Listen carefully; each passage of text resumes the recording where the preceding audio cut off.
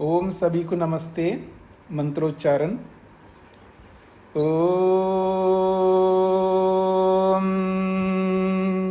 सहना भवतु सहनौ भुनक्तु सह वीर्यं करवावहै तेजस्विनावधीतमस्तु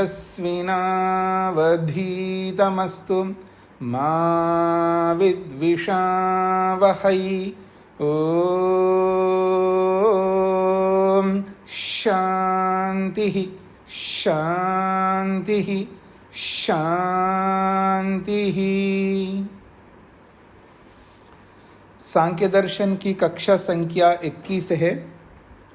प्रथम अध्याय के 61वें सूत्र तक हमने विचार किया है। 61वें सूत्र में इस सांख्य दर्शन का जो मुख्य विषय है, सांख्य को सांख्य क्यों कहते हैं, ये भूमिका में आपने जानने का यत्न किया। सांख्य शब्द का जो अर्थ आपने भूमिका में जाना है, उस सांख्य के अर्थ को यहाँ पर इस सूत्र में स्पष्ट किया गया है। संख्याओं को लेकर के ये शास्त्र प्रतिपादन करता है। जिन संख्याओं में युक्त जो पदार्थ हैं, जो मुख्य पदार्थ हैं, जिनके कारण से हम अपने लक्ष्य को पूर्ण कर सकते हैं, उन सारे पदार्थों को यहाँ पर बताया गया है। सत्व रजस तमसाम साम्यावस्था प्रकृति प्रकृतेर महान महतो अहंकारो अहंकारात् पंच तन्मात्राणि उभयमिंद्रियं तन्मात्रेभ्यः स्थूलभूतानि पुरुष इति पंचविंशतिर्गणः। सत्व रज और तमस, सत्व रजस और तमस, ये तीनों अपने निज स्वरूप में रहते हैं।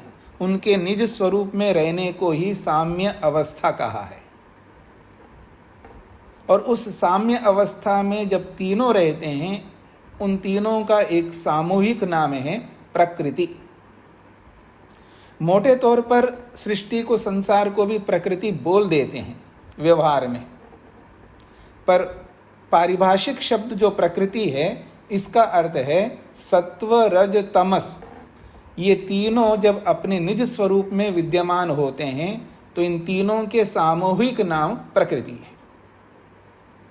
और परमात्मा ने इन तीनों को लेकर के सर्वप्रथम महतत्व को उत्पन्न किया, और फिर महतत्व से अहंकार को, अहंकार से 5 तन्मात्राओं को, और उभयम इंद्रियम 2 प्रकार की इंद्रियों को, ज्ञानेन्द्रियों और कर्मेंद्रियों। इन्हीं उभयम इंद्रियम में ही मन आ जाता है, क्योंकि इंद्रिय को भी मन कहा है, आगे भी आप पढ़ेंगे। तो अहंकार से 5 तन्मात्राएं और 11 इंद्रियां, मन सहित 11 इंद्रियां उत्पन्न होती हैं। फिर तन्मात्राओं से स्थूलभूत, ये 24 तत्व बन जाते हैं। और इन 24 तत्वों से भिन्न एक पुरुष है जो चेतन सत्तावान है, जो उत्पन्न नहीं होता, जो पहले से ही है, वो इन 24 के साथ जुड़ जाता है। तो 25 पदार्थ हैं। तो ये 25 पदार्थ में जो पुरुष है, ये पुरुष कॉमन वर्ड है, सामान्य शब्द है। बहुत सारे शब्द सामान्य शब्द होते हैं। जैसे आपने बालक को ऐसा करना चाहिए, तो वह बालक शब्द केवल बालक ही नहीं होता, वो कॉमन शब्द है, बालक हो या बालिका हो। शास्त्रों में कुछ शब्दों को सामान्य शब्द माना है, वहाँ अलग से नहीं लिखा बालक को करना। कई लोग प्रश्न करते हैं, संस्कार विधि में बालक को ऐसा करना चाहिए, स्वामी जी लिखते हैं, तो बालिका के लिए तो कुछ लिखा ही नहीं है। तो उनको ये पता नहीं है, भाषा विज्ञान में कुछ शब्द होते हैं जो सामान्य शब्द होते हैं, वो दोनों के लिए प्रयुक्त होते हैं। तो ऐसे ही पुरुष शब्द जो है, ये दोनों के लिए प्रयुक्त होता है। परमात्मा को भी पुरुष कहते हैं और जीवात्मा को भी पुरुष कहते हैं। तो इस पुरुष में परमात्मा को भी ग्रहण किया जाता है और जीवात्मा को भी ग्रहण किया जाता है। जैसे सत्व रजस तमस, ये तीन होते हुए भी प्रकृति को एक माना है। एक संख्या मानी है ना, उसमें 24 संख्या में प्रकृति को एक माना, जबकि सत्व अलग, रजस अलग, तमस अलग है। तो ठीक इसी प्रकार पुरुष को एक ही मान करके 25 बनाए, लेकिन पुरुष में केवल पुरुष नहीं है, परमात्मा भी है। अगर विस्तार करेंगे तो पुरुष 2 हो गए और प्रकृति 3 है, तो कितने हो जाएंगे जी? 27 पदार्थ हो जाएंगे। आपको स्पष्ट समझ में आ रहा है जी? 27 प्रकार के पदार्थ हो जाएंगे। 25 में एक जीवा परमात्मा को जोड़ दीजिए, 26 हो जाएंगे। प्रकृति से एक ले लिया है तो बाकी बचे हैं, तो उनको 2 को मिला लीजिएगा तो 27 पदार्थ हो जाएंगे, या 28 पदार्थ, 27 नहीं 28 बनना चाहिए, मैंने गलत बोला है, 28 हो जाएंगे। 28 होंगे या 27 होंगे? कंफ्यूज क्यों हो रहा है? 28 होंगे स्वामी। 28 होंगे स्वामी जी। हाँ, अभी आप लोगों को बोलना नहीं है ना, आप लोगों को बोलना नहीं। जब मैं कहूंगा, जब हाँ आप बोलिए तभी तो बोलेंगे ना। आप सभा में बैठे हैं, ये फीलिंग आपको सदा होना चाहिए। और सभा में सभी लोग बैठते हैं, याद रखना। असभ्य लोग नहीं बैठा करते सभा में। असभ्य लोगों को सभा से आउट किया जाता है, उनको अलग हटा दिया जाता है, क्योंकि सभा में केवल सभ्य लोग बैठते हैं और सभ्य लोगों के पास सभ्यता होती है। सभ्यता के कारण से ही उनको सभ्य कहते हैं। और सभ्य उन्हीं को कहते हैं नियमों के अनुसार जो चलते हैं, जिनको बोलने के लिए कहा जाता है वो ही बोलते हैं, और बिना पूछे कोई नहीं बोलता है। ये सभ्य व्यक्ति का ये कार्य होता है। मेरी बातों को आप सबको समझना है, क्योंकि हमें जानकारी बहुत है, पर हम उस जानकारी का प्रयोग बहुत कम करते हैं। और जानकारी का जब कम प्रयोग करते हैं, इसलिए उपहास के पात्र बन जाते हैं। जैसे आप लोग उपहास करते हैं लोकसभा को देख करके टीवी में, करते नहीं करते? आप में से कोई एक भी व्यक्ति नहीं होंगे आप में से जो लोकसभा में जब वो चर्चाएं चलती है तब लोग कैसे बोलते रहते हैं, उनको देख करके आप सभी उपहास करते हैं। वाणी से करते हैं या मन से करते हैं, लेकिन करते अवश्य है, क्योंकि उनको सभ्यता का पता नहीं है जो ऐसा करते हैं। और ऐसा ही जहाँ कहीं भी, केवल यहीं पर नहीं, कक्षा में ही नहीं, जहाँ कहीं भी आप जाओ, आपके घर में 4-5 लोग बैठ कर के कोई चर्चा हो रही है, वहाँ पर भी ये लागू होता है नियम। वहाँ पर भी आपको पूछना होगा, आपको कहना होगा क्या मैं बोल सकता हूँ? ऐसा नहीं आप, मैं पिता हूँ या मैं क्या कहते हैं, मैं मदर हूँ और मैं माता हूँ, मैं पिता हूँ, मेरा अधिकार है। लेकिन अधिकार जब दे दिया जाए तब आपको बोलना होगा, और अधिकारी व्यक्ति बोलेगा। लेकिन जब उसको अधिकार मिला ही नहीं है, क्योंकि मालिकाना हक जो है ना, कभी कहीं पति लेता है, कहीं पत्नी लेती है, और वहाँ कंफ्यूज करते हैं लोग अपने आप को बड़ा मानकर। हर जगह पति प्रवेश करता है अथवा हर जगह पत्नी प्रवेश करती है, ऐसा नहीं हो सकता है। सब नियमों में चलना होगा हमको। ये जो व्यवहार है ना, इस पर हम ध्यान नहीं देते हैं, और यही व्यवहार यम कहलाता है। यही व्यवहार यम कहलाता है, योग का पहला अंग। और जो अपने जीवन में यम का पालन नहीं करता है, वो ईश्वर तक पहुंच ही नहीं सकता। भूल जाना आप, जो व्यवहार नहीं जानता वो ईश्वर तक पहुंच नहीं सकता। कितना गंभीर रहना होगा आपको, कितना सावधान रहना होगा।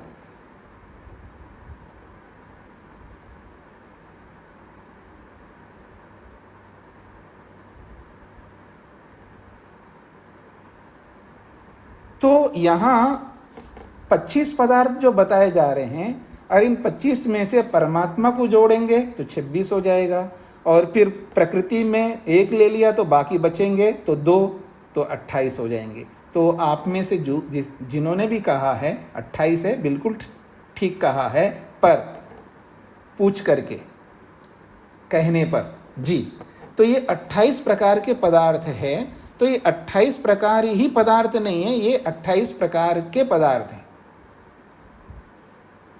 इसके भेद प्रभेद बहुत हो जाएंगे। परमात्मा का तो नहीं होगा, परमात्मा तो एक ही है, बाकी सब में बहुत हैं, असंख्य है। सत्तु एक ही इकाई नहीं है सत्तु की, सत्तु तो अनंत है, अनकाउंटेबल सत्तु है, अनकाउंटेबल रज है, अनकाउंटेबल तम है। और जो महतत्व बन करके आया है पहला तत्व, और उसमें से कुछ निकाल के रखा था और बाकी में से अहंकार बनाए, तो जिससे जो बन करके तैयार हो गए, तो जो हमने बचा के रखा, क्या क्या बचा के रखा? एक महतत्व को, एक अहंकार को, एक मन को, एक ज्ञानेंद्रियों को, एक कर्मेंद्रियों को, तन्मात्राओं को, इतनी सारी चीजें बचा के रखा। अब जो बचा के रखा है उसका क्या करना है? तो हम पहुंचे हैं इस सूत्र में स्थूल भूतों तक, पंचमहाभूतों तक, पृथ्वी, जल, अग्नि, वायु, आकाश। अब परमात्मा इन पांचों को मिला करके, इन पांचों को मिला करके दिखाई देने वाली धरती को बनाया। ये जो दिखाई देने वाली धरती जिसको पृथ्वी बोलते हैं, वो पंचमहाभूतों वाली पृथ्वी नहीं है। ये आप सबको समझना है, ये धीरे धीरे समझ में आएगा, अभी नहीं समझ में आएगा आपको। आपको बहुत सारे शास्त्र पढ़ने होंगे, गंभीरता से विचार करना होगा, मंथन करना होगा, मनन करना होगा, निधिध्यासन करना होगा, तब जाके आपको धीरे धीरे समझ में आएगा। इतना आसान नहीं, इतनी जल्दी समझ में नहीं आएगा। तो ये जो 5 स्थूल भूत है, इन पांचों स्थूल भूतों को मिला करके परमात्मा ने दिखने वाली धरती को, दिखने वाले पानी को, दिखने वाली अग्नि को, दिखने वाली वायु को, ये सब बना दिया। सूर्य, चंद्र, नक्षत्र आदि पूरी सृष्टि में जो भौतिक सृष्टि है उसको पूरा बना दिया। इतना ही नहीं है, वृक्ष, वनस्पतियां, पेड़ पौधे सब बनाए। इन सब को बनाने के बाद में अंत में योनियों में आ गए। फिर योनियों में भी बाकी योनियों को पहले बनाया, कुत्ते, गधे, घोड़े, सूअर, प्राणी, पक्षी आदि, कीड़े मकोड़े, सबको पहले बना दिया। और जब उन सब प्राणियों को बनाया तो ये जो अलग से रखा था, और उसमें से महतत्व में से थोड़ा थोड़ा निकाल करके सबको दे दिया। अलग अलग योनियों में जो जो आत्माएं, उनके शरीर में उनको दे दिया, थोड़ा थोड़ा निकाल करके। फिर भी बहुत रहता है वो। थोड़े का मतलब है वो थोड़ा भी बहुत है। उस सभी आत्माओं को उसमें से थोड़ा थोड़ा करके, मान लीजिए उदाहरण के लिए मैं आपको बताता हूं, मनुष्यों को लेकर के, तो ये सब पशु पक्षी आदि सब प्राणी बन गए, तैयार हो गए, और अंत में लास्ट में मनुष्य को बनाना। तो मनुष्य को बनाना है तो कैसे बनाएंगे? माता पिता तो है ही नहीं है, फर्स्ट टाइम मनुष्य पैदा होगा। तो जैसे फर्स्ट टाइम मनुष्य पैदा होगा तो कैसे पैदा होगा? तो इसलिए क्या किया भगवान ने, धरती के अंदर ही, पृथ्वी के अंदर ही गर्भ बनाए। जैसे माँ का गर्भ होता है, ऐसे पृथ्वी की धरती के अंदर गर्भ बनाए। और पृथ्वी के अंदर गर्भ बना करके कुत्ते, गधे, घोड़े, सुअर आदि उन सबको बनाया और उन सबको बाहर निकाल के पहले से ऑलरेडी तैयार किया है। फिर अंत में मनुष्यों को भी गर्भ में, अब धरती के अंदर गर्भ बनाए और उसमें रखा है। और जैसे उसमें गर्भ में रखा है, तब उन सब गर्भों में ये महतत्व को, अहंकार को, मन को, ज्ञानेंद्रियों को, कर्मेंद्रियों को, इन सबको मिलाएंगे तो 18 तत्व होते हैं। एक महतत्व, एक अहंकार, एक मन, 3, 5 ज्ञानेंद्रियां, 5 कर्मेंद्रियां, 13 और 5 तन्मात्राएं, 18। इन 18 तत्वों को सबको थोड़ा थोड़ा थोड़ा दे दिया है। पशु पक्षी आदि, कीड़े मकोड़े जितने भी हैं उन सबको दे दिया। इवन अमीबा को दे दिया, अमीबा बोलते हैं ना आप लोग, अमीबा, उसको भी दे दिया। ये अलग बात है, वो सारे काम में नहीं आते हैं, जो काम आएगा उतना ही काम आएगा, बाकी पड़े रहेंगे। जैसे सांप है, सांप में हमारी तरह हाथ नहीं होते हैं, पाँव नहीं होते हैं, फिर भी 18 तत्व उसके अंदर भी होंगे। हर प्राणी के अंदर 18 तत्व होंगे। इन्हीं 18 तत्वों को सूक्ष्म शरीर कहते हैं। तो जब गर्भ बनाया है धरती के अंदर, तो सभी गर्भों में ये 18 तत्व पहुंचा है, थोड़ा थोड़ा सबको। और प्रारंभ में जब गर्भ बनाए तो ऐसे नहीं बनाए कि बहुत सारे बनाए, कम कम ही बनाए, जितनी आवश्यकता थी उतने बनाए और उन सबको दे दिया। और फिर वो धरती से बाहर निकले। और आप समझ सकते हैं कि माँ के गर्भ में 9 महीने रखता है परमात्मा, ये सब आप जानते हैं। लेकिन धरती के अंदर जब गर्भ बनाया, कितना समय रखा होगा? यदि 25 साल का जवान पैदा हुआ तो 25 साल रखा है। इतना आसान नहीं है। कोई ये चू मंतर ने कि चू ओम ऐसा हाँ हो जाओ तो हो गया। टाइम लगता है ना, किसी चीज को बनने में टाइम लगता है। भगवान है सर्वशक्तिमान का मतलब है वो भी रूल्स का फॉलो करता है ना, वो भी प्रयोग करता है ना नियमों का। परमात्मा स्वयं नियम में रहता है। तो गर्भ जो बना है धरती के अंदर, वो गर्भ 1 साल नहीं, 2 साल नहीं, 25 साल मान करके चलते, 20 साल 25 साल, यानी जवानी जितनी उम्र में आती है उतनी उम्र के लोगों को जब धरती से बाहर निकाला तो उतने साल गर्भ में रहे वो धरती में। और उनको जैसे माँ के गर्भ में बच्चा रहता है तो उसके लिए खाना पीना माँ करती है, तो फिर उसके थ्रू बच्चे तक पहुँचता है। तो वैसे ही धरती के अंदर जो रखा है वो परमात्मा ने जो सृष्टि बना के रखी है पहले से, और उसी के माध्यम से उनके अंदर, उस गर्भ के अंदर सब पहुंचा दिया और वहां तैयार हो गए जवान स्त्री पुरुष। और जैसे वो उनको बाहर निकलना था बाहर निकले, और सबसे पहले चारों को बाहर निकाला। सबसे पहले 4 लोगों को बाहर निकाला। और बाहर निकल के बाहर जैसे ही आए तो उनका जो सूक्ष्म शरीर है वो सब काम करने लगा। फिर जैसे काम करने लगा, परमात्मा ने उनको 4 वेदों का ज्ञान दे दिया। फिर उन्होंने 4 वेदों का ज्ञान प्राप्त कर लिया। और उसमें कितना टाइम लगा हमें नहीं पता है। टाइम तो बहुत लगेगा, इतना आसान नहीं है। टाइम सभी में लगता है। सृष्टि को बनने में भी बहुत टाइम लगता है, सृष्टि के निर्माण में भी बहुत टाइम लगता है, और प्रलय करने में भी बहुत टाइम लगता है। ये स्थूल बात है कि बिल्डिंग है, मान लीजिएगा 100 माले का बिल्डिंग है, तो उसको ब्लास्ट करेंगे, धड़ाम से एकदम गिर जाएगा, तो गिरने में भी कुछ समय लगता है ना। लेकिन वो पूरा भस्म होकर के ऐसा उड़ गया है और एटम में बदल गया, ऐसा तो नहीं होता है ना। गिर तो गया है, लेकिन उसको सूक्ष्म होते होते होते और पूरा विलीन होना है, वहाँ कुछ दिखना ही नहीं है, तो कितना टाइम लग सकता है। तो प्रलय में भी उतना ही टाइम लगता है। सृष्टि के बनने में जितना टाइम लगता है उतना ही टाइम प्रलय में भी लगता है।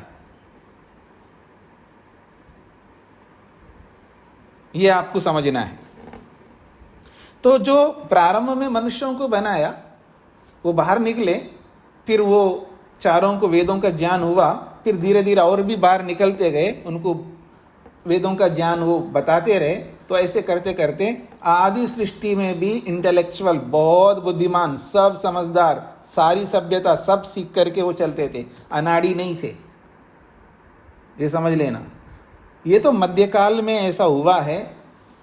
महाभारत के बाद में जब वैदिक परंपरा लुप्त होती गई है, मध्यकाल में 2000, 2500, 3000 पहले ऐसे जंगली लोग थे जिनके पास शिक्षा नहीं थी। मध्यकाल में जब हम आलस्य प्रमाद करने लगे और अपनी वैदिक परंपरा को लुप्त कर दिया, तो इसलिए मध्यकाल में ये समस्या हो सकती है। मैं मानूंगा कि मध्यकाल में अनाड़ी थे, जो भी उनको कुछ नहीं पता था, लेकिन आदि सृष्टि से लेकर के महाभारत तक कोई अनाड़ी नहीं था।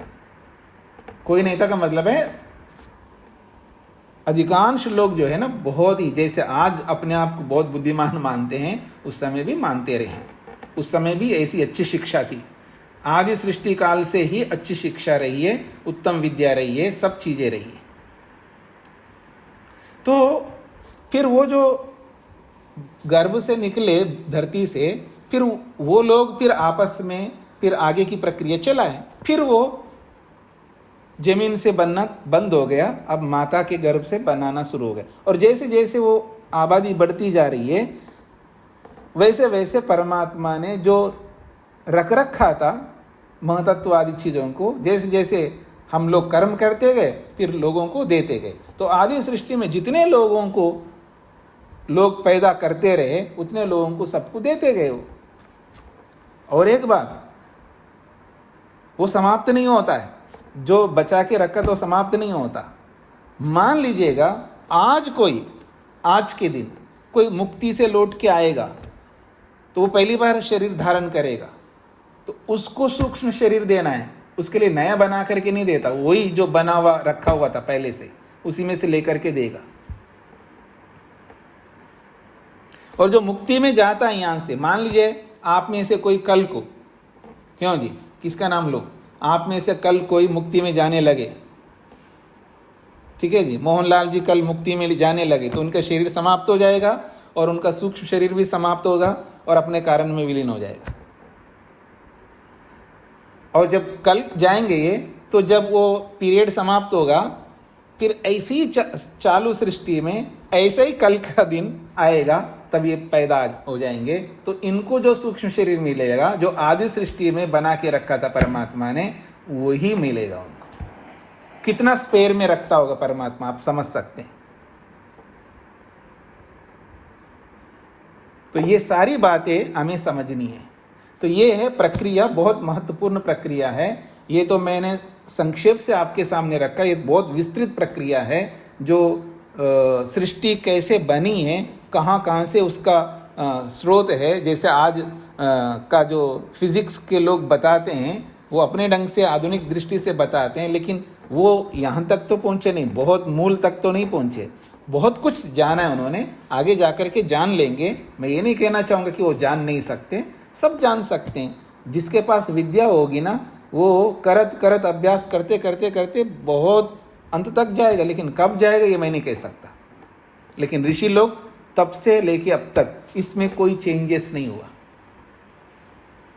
ऋषियों में और आज के आधुनिक साइंटिस्टों में जमीन आसमान का अंतर ये है, वो चेंज करते रहते हैं, अपने सिद्धांतों को बदलते रहते हैं, वो बदलते रहते हैं, उनमें परिवर्तन होता रहता है। पर ऋषियों के सिद्धांतों में कोई परिवर्तन नहीं होता।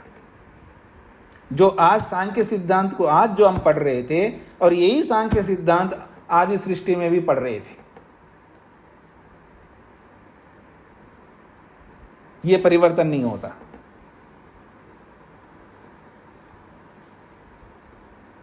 तो सत्वर स्तंभ को आदि सृष्टि में भी बताया, आज भी बताएंगे, और जब तक सृष्टि रहेगी तब तक यही सत्वर स्तंभ रहेंगे। ये बदल करके 3 की जगह 4 हो गए मूल, या ये ऐसा नहीं होगा। ये हो सकता है कि अगली सृष्टि में ये सत्वर स्तंभ नाम ना रह करके कोई दूसरे नाम हो, ऐसा तो मेरे को नहीं लगता। वर्तमान में जितना मेरे को जानकारी है, ये नहीं हो सकता, क्योंकि ये जो नाम आदि है ये वेदों के आधार पर लिया गया है। तो वेद में जो शब्द हैं, वेद की जो भी विद्या है, वो बदलेगी नहीं। जैसे वेद नहीं बदलेगी, ये पदार्थों के नाम भी नहीं बदलेंगे। सूत्र बदल सकता है, सूत्र का स्वरूप बदल सकता है। यहाँ एक ही सूत्र में सारे पदार्थों को बताया, हो सकता है अगली सृष्टि में इसी सांख्य सिद्धांत को कोई रखेगा तो वो एक सूत्र में ना रख करके 25 सूत्रों में रख दे, क्या पता है। ये तो हो सकता है, पर ये नाम नहीं बदलेंगे जी। तो आइए, और 25 पदार्थ इस सूत्र में है, तो अगली सृष्टि में 25 पदार्थों को रूप में ही प्रस्तुत करेगा, ये तो नहीं हो सकता। कि जैसे उभयम इंद्रियम कह करके 11 इंद्रियों को उभय इंद्रियम में ले लिया, ऐसे ही इन 25 तत्वों को कम करके भी बता सकते हैं।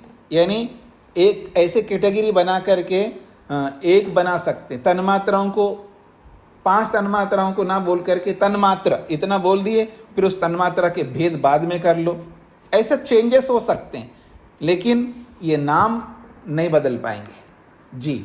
तो ये मैंने आपके सामने ये बातें कही है। अब इस सूत्र से संबंधित कल जो भी आपने सुना है या आज जो भी सुना है, सूत्र से संबंधित ही आपको प्रश्न करना है। अल्पना जी। नमस्ते स्वामी जी। जी हाँ जी स्वामी जी, जैसे ये आदि सृष्टि में जितने मनुष्य बने उनकी संख्या क्या निश्चित रहती है, या फिर ऐसे रहता है कि जितनों का ऐसा कर्माशय होगा कि इतनों को आदि सृष्टि में लाना है उतने ही लाए जाएंगे, इसका क्या है? हाँ जी, कर्माशय के आधार पर ही होगा, लेकिन वो संख्या निश्चित रहेगी ये तो मैं नहीं कह सकता, क्योंकि ऐसा कोई एविडेंस, ऐसा कोई प्रमाण हमारे पास में नहीं है। हाँ, पर ये संख्या कम रहेगी, जितनी आवश्यकता परमात्मा को लगता है तो उतना ही देंगे, और उसमें वो क्वालिटी के हिसाब से उतने लोगों को चुनेंगे। जैसे आज IAS IPS बनते हैं तो उनका अपना टारगेट है सरकार का कि हम इस बार 200 लोगों को चुनेंगे, कभी 250 लोगों को चुनेंगे, कभी 300 लोगों को चुनेंगे, कभी हो सकता और कम लोगों को चुनेंगे, तो उनके टारगेट के हिसाब से वो जैसा, तो ऐसे ही परमात्मा अपने दृष्टि से कितने लोगों से काम चल सकता उतने लोगों को बनाते हैं। बस ये हो सकता है कि हर सृष्टि में परमात्मा का टारगेट एक जैसा ही रहेगा, वो चेंजेबल नहीं होगा जी। वो कितने बनाएंगे ये नहीं पता रहेगा। हाँ हाँ जी, आप पूरा कीजिए स्वामी। मैं ये कहना चाह रहा हूँ, वो यथापूर्वम अकल्पयत की स्थिति में रहेगा। अब कितने लोग होंगे ये हमें नहीं पता है, पर ईश्वर की दृष्टि से वो निश्चित होगा, वो बिना परिवर्तन का ही होगा जी। और स्वामी जी, एक प्रश्न और उठ रहा है मन में कि जैसे गर्भ में जब शिशु होता है माता के गर्भ में, तो वो उसकी कष्टपूर्ण स्थिति कही जाती है जी। तो इसी प्रकार से जब वो आदि सृष्टि में वो आया मनुष्य, तो वो 25 वर्ष तक पृथ्वी के गर्भ में रहेगा, तो क्या वहां पर भी ऐसी कष्टपूर्ण स्थिति कहेंगे? क्योंकि अंदर हीट वगैरह वो सब तो पृथ्वी के गर्भ में भी होता है, तो वो सब भी होगी ऐसी स्थिति क्या? देखिए कि ईश्वर अब इस बात को जानता है। जैसे रॉकेट बना करके लोग जाते हैं तो बहुत जितना ऊंचा ऊपर जाते हैं उतना उतना हीट तो बढ़ेगा, उसके हिसाब से ही उस रॉकेट को बनाएंगे ना। तो ऐसे ही परमात्मा ने जो गर्भ बनाया होगा धरती में, तो उसी हिसाब से बनाया होगा, जिससे कि उनको ज़्यादा बाहर के कारण से दुख ना होगा। बंधन जो है ना, एक जगह पड़ा रहना, एक उस झिल्ली के अंदर बना रहना, यही अपने आप में बड़ा दुख है।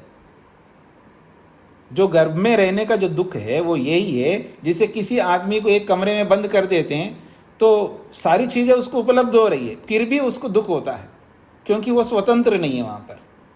तो ऐसे ही गर्भाशय में जब रहता है, झिल्ली के अंदर रहता है आत्मा, उसमें रहना ही अपने आप में बहुत बड़ा दुख है। इस रूप में दुख होगा, और कोई इस तरह का दुख नहीं होगा जी। हाँ जी, तो स्वामी जी वो 25 वर्ष तक रहेंगे? हाँ जी, हाँ जी, हाँ जी, हाँ जी रहेंगे, लेकिन उसके दूर ये एक माइनस पॉइंट है, 25 साल तक रहेंगे, लेकिन उनका प्लस पॉइंट ज़्यादा है ना। उनको जैसा हम आज 9 महीने रह करके हम बाहर आ चुके, हम सब लोग, आप में से कोई हो सकता 8 महीने में आए हो, कोई 7 महीने में आए हो, लेकिन 7 से लेके 9 महीने में हम सब लोग बाहर निकल के आए हैं। तो ऐसी स्थिति में हम कम गर्भ का कम दुख भोगा है, लेकिन यहाँ ज़्यादा दुख भोग रहे हैं हम लोग, कंपैरिजन में उससे बहुत ज़्यादा दुख भोग रहे हैं। और वो लोग 25 साल तक केवल वहाँ रहे, लेकिन बाहर आते हो तो कितना आगे बढ़े हैं। तो उसका जब आप तुलना करेंगे तो हमारे सामने और उनका जो है वो कोई तुलना नहीं हो सकता। हमको केवल 25 साल नहीं देख सकते हैं, उनका जो आगे की जो प्रगति है ना वो बहुत तेजी से होगा ना, तो वो मुख्य है।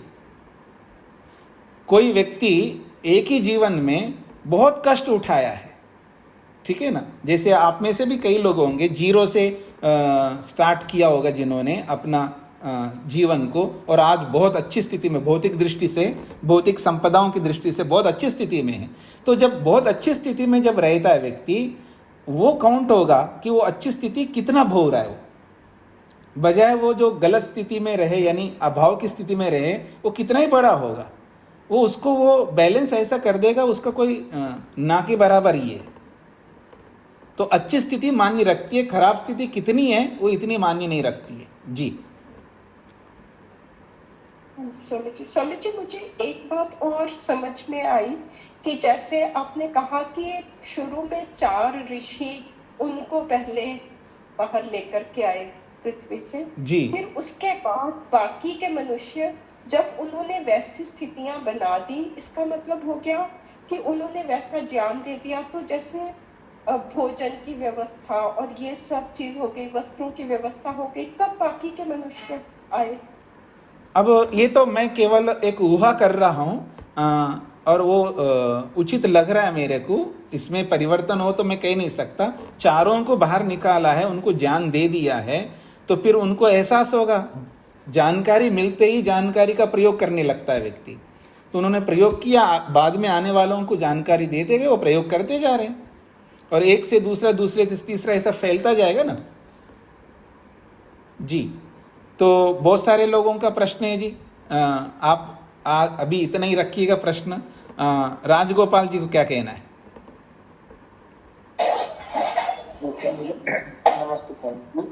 जैसे हम जानते हैं महातत्व, उसको बुद्धि नाम से कहा जाता है, तो उसको इससे अतिरिक्त हम कुछ जान नहीं पाते हैं। वो आगे आगे आएगा, एक एक चीज को लेकर, ये जो 25 तत्व बताया ना, इन 25 तत्वों को लेकर के आगे स्पष्टता से बताएंगे, समझाएंगे। जी तो कौन पहले हाथ खड़ा किए? सब बहुत सारे हाथ खड़े हैं ना, तो अब मैं वो क्रम मेरे को याद नहीं रहेगा, मैं अपने हिसाब से। शेखर जी, हाँ जी। प्रणाम स्वामी जी। जी आपने महातत्व का बताया था कि जो परमात्मा ने शुरू में साइड में एक भाग रखा था जी, तो शायद पता नहीं, मेरा इंटरनेट नहीं क्लियर था। वो महातत्व मनुष्य जाति को देता है परमात्मा, ऐसा कहा था क्या? नहीं, मनुष्यों के साथ साथ सभी योनियों को देता है। सभी योनियों में रहने वाले प्राणियों को 18 तत्व सबको मिलेंगे। जी जी, जो लेकिन जो दो एक पार्ट मतलब रखा था परमात्मा ने, तो वो उस पार्ट में से कह रहे हैं कि वो सभी जातियों को परमात्मा देता है। जी जी जी, एक से तो अहंकार और अपना तन्मात्राएं और इंद्रियां, मन। मैं दोबारा आपके सामने बोलता हूँ, आपको क्लियर हो जाएगा। सबसे पहले महतत्व को बनाया। मान लीजिएगा महतत्व को इतना सा बना दिया, जैसे मैंने दोनों हाथों के बीच में एक साइज, एक एग्जाम्पल की दृष्टि से, और इतना बना दिया है, और इतने में से इतना सा निकाला, इतना सा निकाल करके बाहर रख दिया, और फिर जो बचा हुआ उस सारे इसको लेकर के अहंकार बनाया, उस पूरे से अहंकार बनाया। ऐसा ऐसा आगे बढ़ाते जाइए, जो जो बनता गया उसमें से थोड़ा थोड़ा निकाल के रख दिया, और जो निकाल के रखा है उसमें से सब योनियों को देता है। ये मैंने कहा था। जी स्वामी जी।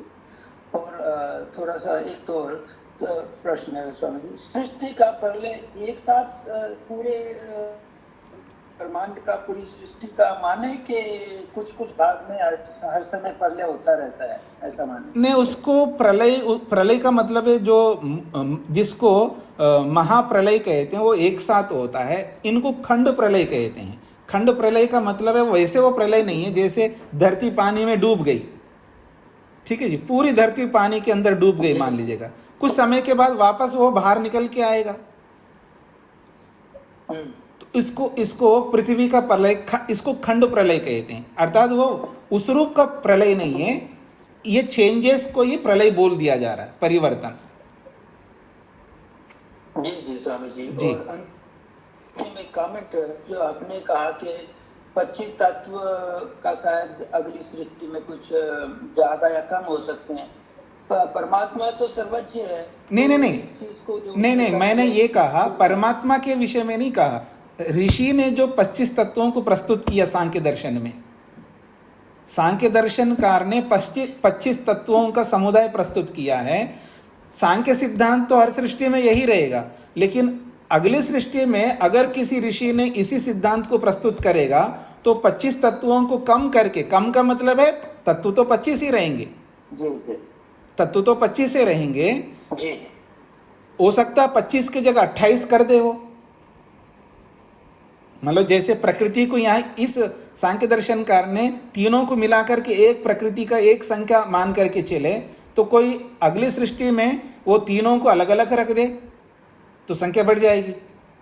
तत्व तो इतने ही रहेंगे, लेकिन संख्या में घटना बढ़ना ऋषियों के द्वारा हो सकता है, ये बोला है। ईश्वर के उसमें परिवर्तन नहीं होगा। तत्व तो उतने ही रहेंगे, हर सृष्टि में वो ही रहेंगे, लेकिन उसका प्रेजेंटेशन में अंतर हो सकता है। ये मेरा कहने का अभिप्राय था। जी धन्यवाद स्वामी जी। जी हाँ, रामचरण जी। नमस्ते स्वामी जी। जी बस मेरा तो निवेदन था जी, 61वां सूत्र है ना जी, एक बार इसकी वो संधि करके थोड़ा सा बता देते। हाँ जी, सत्व रजस तमसाम साम्य अवस्था प्रकृति ही, प्रकृतेः विसर्ग आ जाएगा, प्रकृतेः महान, महतः विसर्ग आएगा, महतः अहंकारः, यहां पर भी विसर्ग आएगा, अहंकारात पंच तन्मात्राणि, यहां णकार में इकार मिल जाएगा और एकार अट करके वहां पर ऊ हो जाएगा, तन्मात्राणि। फिर उभयम इंद्रियम तन्मात्रेभ्यः स्थूल भूतानि पुरुषः विसर्ग आएगा, इति पंचविंशति ही, यहां पर भी विसर्ग आएगा। फिर गणः, ये इसका संधि विच्छेद है। प्रहलाद जी को क्या पूछना है? नमस्ते गुरु जी। जी मेरा 2 प्रश्न है जी। एक तो आपने जो कहा कि पारिभाषिक शब्द है, हाँ जी। तो पारिभाषिक शब्द का अर्थ क्या है? अच्छा। और दूसरा जो है, तो पहले पेड़ तैयार हुआ कि पहले बीज बना? क्योंकि पृथ्वी की सृष्टि की रचना में तो पेड़ ही बना है, तो बीज कहाँ से आया फिर? वो 2 प्रश्न है। हाँ, तो बीज तो परमात्मा बना करके डालता है ना। बीज को जैसे जब शरीर बनाता है, महतत्व अहंकार आदि सबको बनाता है, तो बीज को बनाने में क्या दिक्कत है? बीज बना करके ही बीज को धरती में ही बनाया और उसी बीज से पेड़ बन गया, ऐसा। तो पहले बीज हुआ ऐसा मानेंगे? हाँ जी, पहले बीज ही होता है जी, पहले बीज ही होता है। और पारिभाषिक शब्द का मीनिंग जैसे टर्मिनोलॉजी होती है ना, हर इंजीनियरिंग का अपना टर्मिनोलॉजी होती है, मेडिकल साइंस का अपना होता है, तो ये इसको टर्मिनोलॉजी कह सकते हो आप। अब मेरे को नहीं ट्रांसलेट करना नहीं आ रहा है, अब और कोई इस परिभाषा को, पारिभाषिक को कोई इंग्लिश में ट्रांसलेट करके देख लें अपने मोबाइल में, फिर मेरे को बता दे जी। Usual word, usual. हाँ पता नहीं, और सोचूंगा मैं बाद में देख बताऊंगा। धन्यवाद। हाँ जी, पुष्पलता जी। नमस्ते स्वामी जी। प्रलय के बाद सृष्टि का निर्माण किया परमात्मा ने, तो उसने अनेक सौर मंडल बनाए, उन सौर मंडल में अनेक पृथ्वियां हैं, तो उन अनेक पृथ्वियों में जो वस्तुओं का नामकरण और वो भाषा है, वो एक ही है या अलग अलग है? देखिए, भाषा तो देववाणी, जिसको देव भाषा कहते हैं, तो एक ही रहेगी भाषा। और पृथ्वियों का साइज छोटा बड़ा हो सकता है, और मनुष्यों का वहाँ के भौगोलिक दृष्टिकोण से मनुष्यों का आकार में, लंबाई चौड़ाई में अंतर हो सकता है। और वेदों का ज्ञान तो सेम रहेगा, भौगोलिक स्थितियाँ अलग अलग हो सकती है। मनुष्य भी मनुष्य की तरह ही रहेंगे, लेकिन जैसे अफ्रीकन जो है बिल्कुल काले हैं, तो कोई गोरा है, कोई लंबा है, कोई नाटा है। जैसे हमारी इस धरती में जैसे लोग होंगे ऐसा और धरतियों में भी ऐसे ही होंगे, वहाँ के भौगोलिक के हिसाब से थोड़ा बहुत रंग रूप में, लंबाई चौड़ाई में, मोटाई आदि में कुछ अंतर हो सकता है। जी, वस्तुओं का नामकरण और भाषा की वही एक ही रहेगी। हाँ जी, हाँ जी, सेम रहेगा। जो वेदों में जैसा है वैसा ही रहेगा ना, वहाँ भी वेद होंगे, वहाँ पर भी वेदों का ज्ञान इसी तरह होगा। जी, अजित जी। हाँ जी, नमस्ते जी। ये तो मिलता जुलता ही था कि परमात्मा ने सृष्टि की उत्पत्ति की तो उसमें पेड़ पौधे, जीव जंतु, तो इन सब की उत्पत्ति हम पृथ्वी से ही माने कि सारे पृथ्वी से ही शुरू में उत्पन्न हुए होंगे। देखिए, पृथ्वी बनाए तो जल भी बनाए, जल में उत्पन्न होने वाले जल में बनेंगे, पृथ्वी में उत्पन्न होने वाले पृथ्वी में बनेंगे, जहाँ उत्पन्न होने वाले वहाँ बनेंगे। जी जी जी, हाँ जी। राजकुमारी जी बोलिए। आचार्य जी, मेरे को लगता है मेरे प्रश्न का तो उत्तर मिल गया। मैं ये कह रही थी जैसे एमएथ ने सृष्टि बनाई, स्त्री पुरुष बनाए, ऐसे सारे जीव जंतु भी बनाए। हाँ जी, बताया था ना, सबको बनाया वैसे। हाँ जी, हाँ, बस ये मेरे को लगता है मेरा उत्तर आपने दे दिया। सुदेशना जी। धन्यवाद जी। सुदेशना जी, माइक खोलिए जल्दी। स्वामी जी प्रणाम जी। स्वामी जी, जब पहले सृष्टि ईश्वर ने बनाए तो प्रकृति के सारे सप्तरजतम से महत्व बना दिए ना, कुछ लेके बनाया? और हाँ, तो कुछ लेके बनाएगा ना। जब आप इतने समझदार होकर के घर के अंदर सारी आटा को लेकर के सारी रोटियां नहीं बनाते हो ना, जब हम लोग इतने समझदार होते तो परमात्मा तो कितने समझदार होंगे, सारे को क्यों बनाएंगे, जितनी आवश्यकता उतना ही बनाएंगे। अब बाकी सप्तरजतम पड़ा रहा है। हाँ, पड़ा रहेगा, वो तो जड़ वस्तु पड़ा रहेगा, उसमें क्या दिक्कत है। जी, नमस्ते स्वामी जी, धन्यवाद। हाँ जी, अंजलि जी।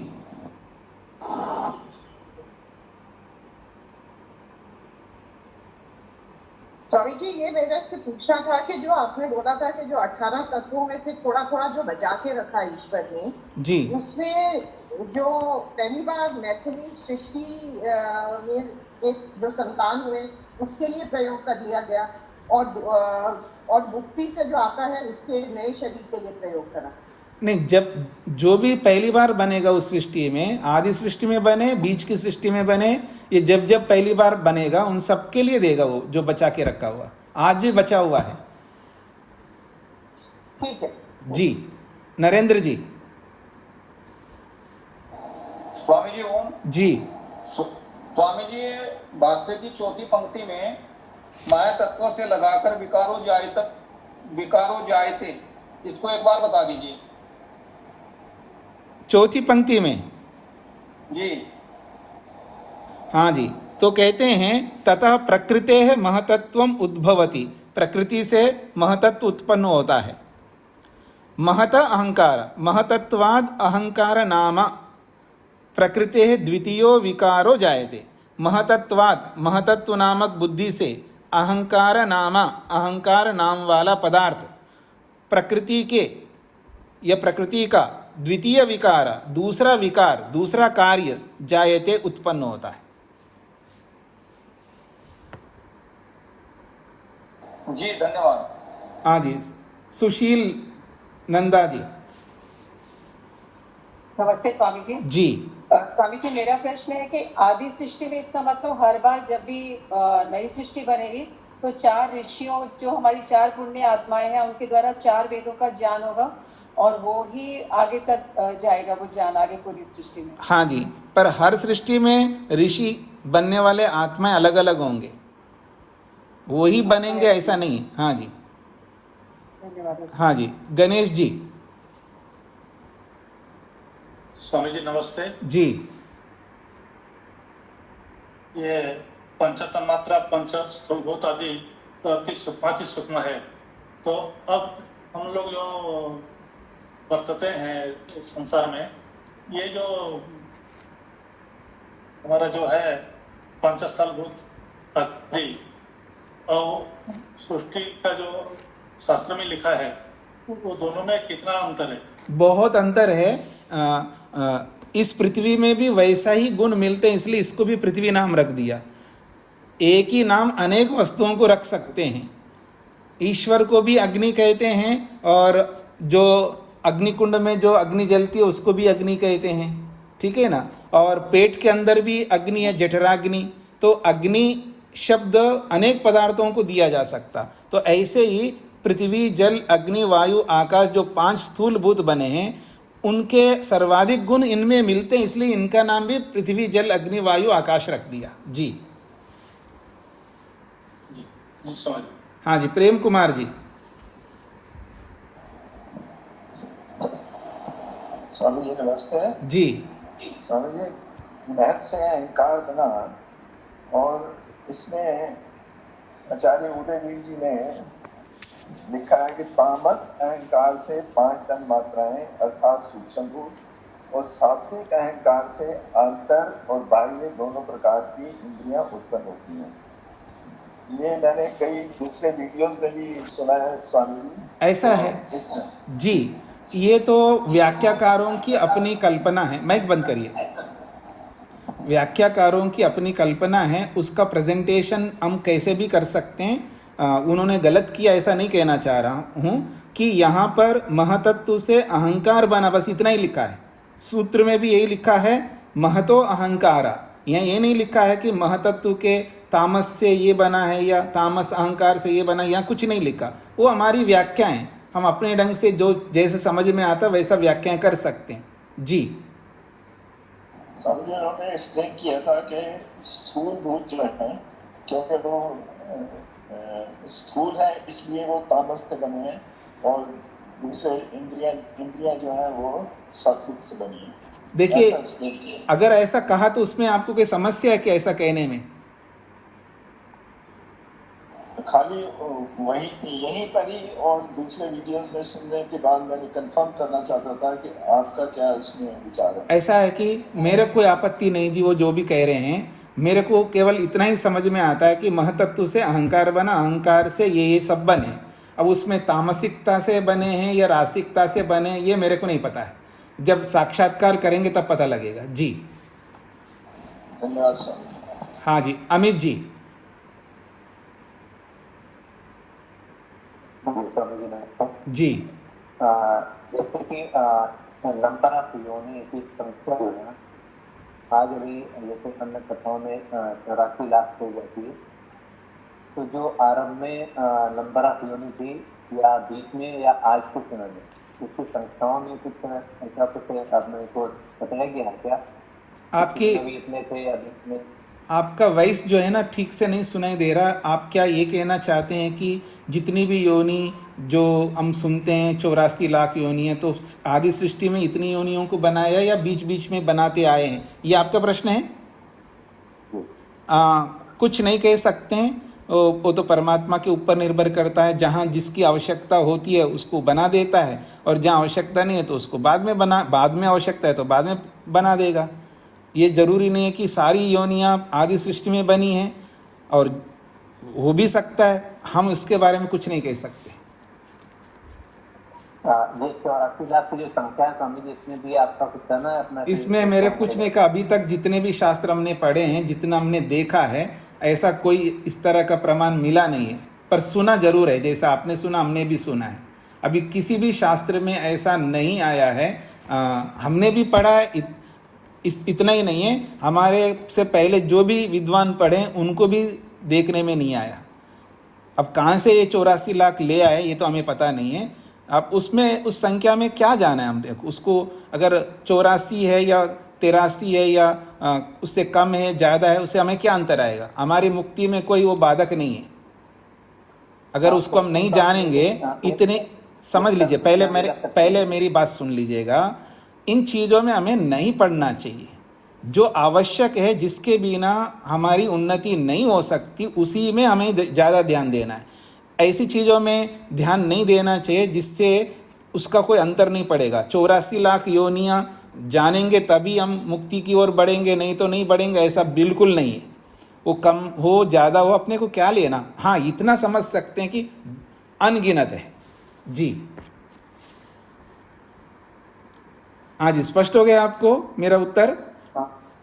जी जी स्वामी स्पष्ट है। उसमें एक चीज और कहना चाह रहे कि आरंभ में जो कर्माशय का जो व्यवस्था है, जिस प्रकार से जन्म मिलता है, तो वो जितना रहा होगा उसके हिसाब से वो जन्म मिला हो अपने लोगों को, अपने तरह के लोगों को जन्म।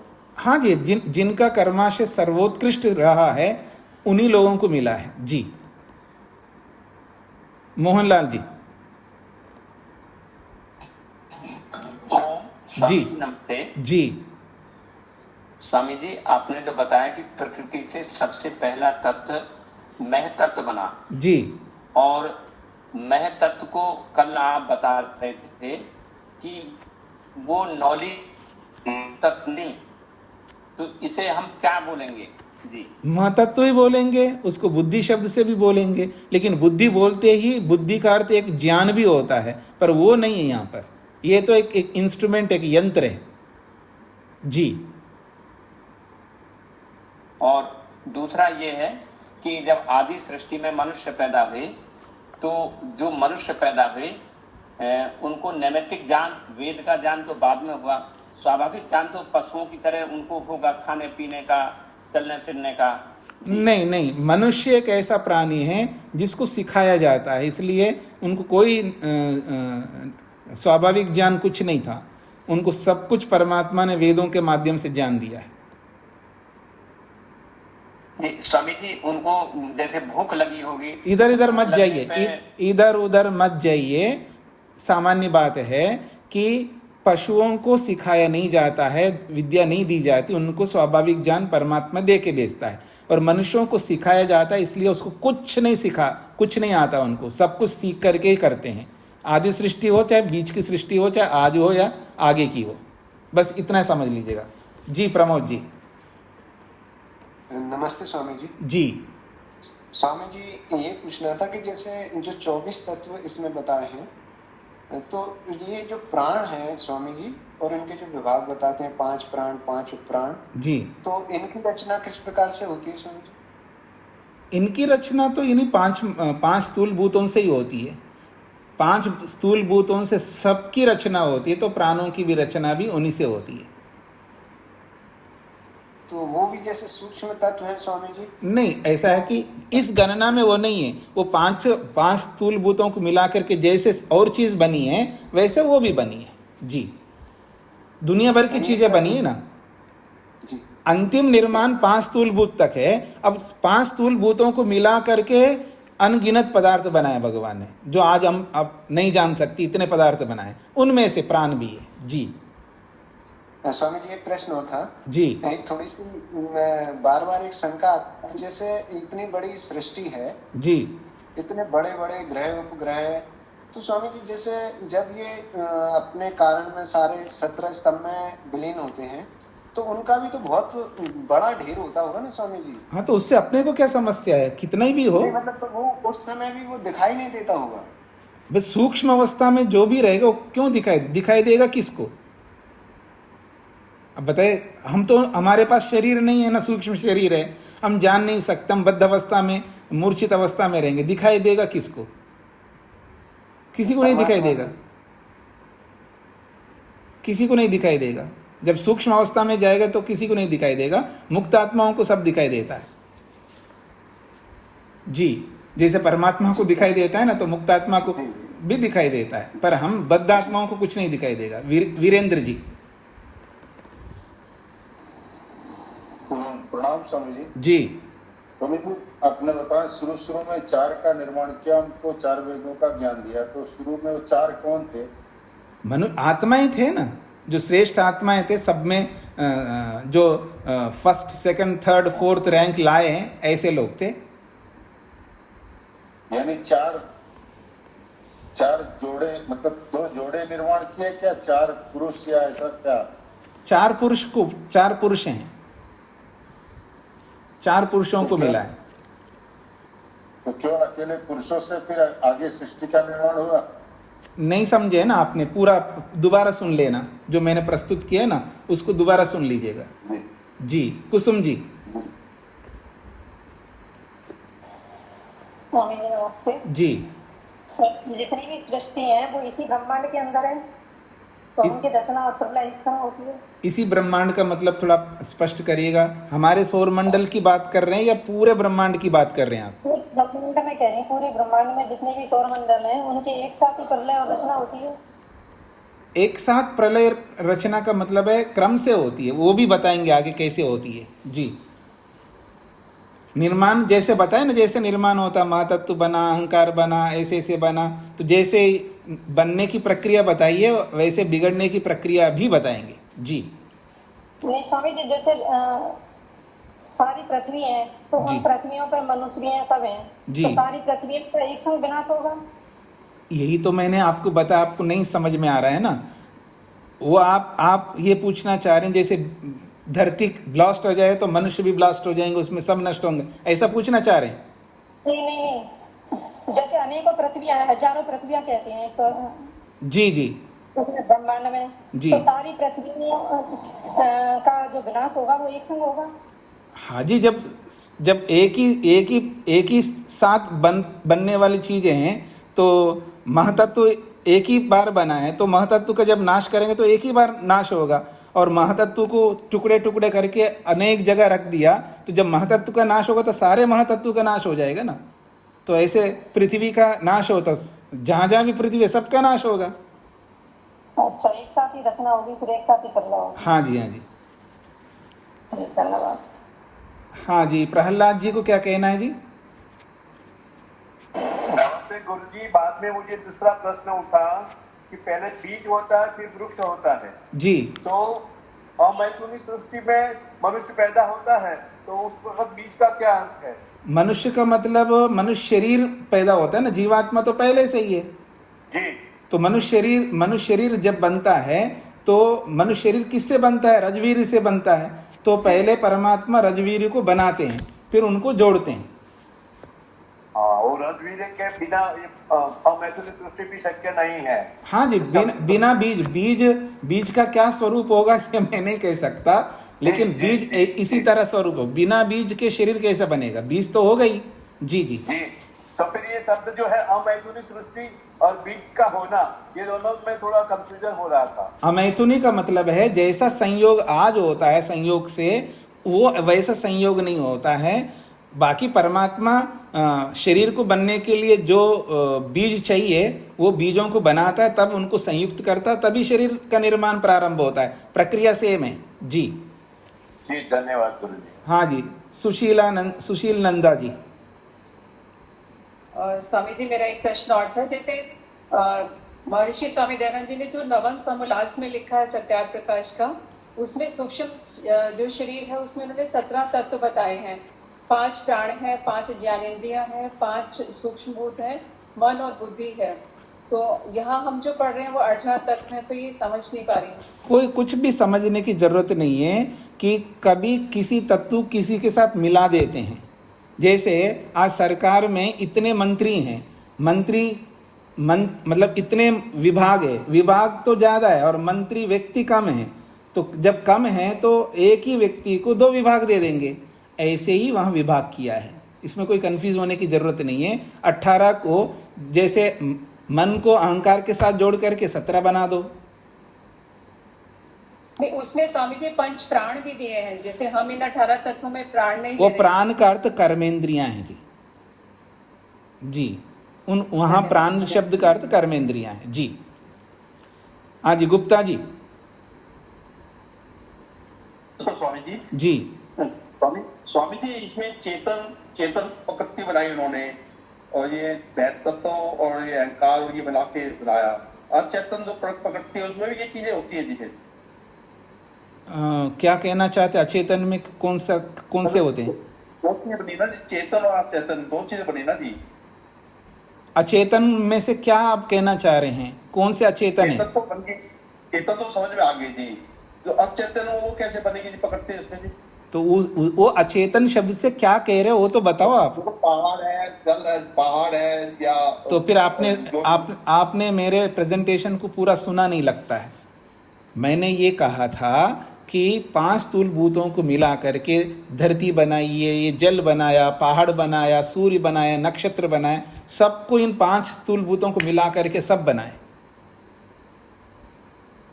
जो स्वामी जी जो महत्व तत्व है वो इसके अंदर इंक्लूड होगा नहीं? जो आपने महत्व तत्व अहंकार उसके बाद बनाया ना ये सारा लास्ट में। ऐसा है, जो मैंने पढ़ाया था ना 61वां सूत्र, उसको आराम से धैर्य से बैठ कर के एकाग्रता से सुन लीजिएगा तो आपको सब समझ में आएगा। ये प्रश्न फिर नहीं उठेगा। फिर भी नहीं समझ में आया तो जरूर पूछना कल, पर एक बार सुन करके। ठीक है जी? ठीक है सर। जी जी, तो मैं इसको यहीं पर विराम देता हूँ जी, आपका समय पूरा हो गया।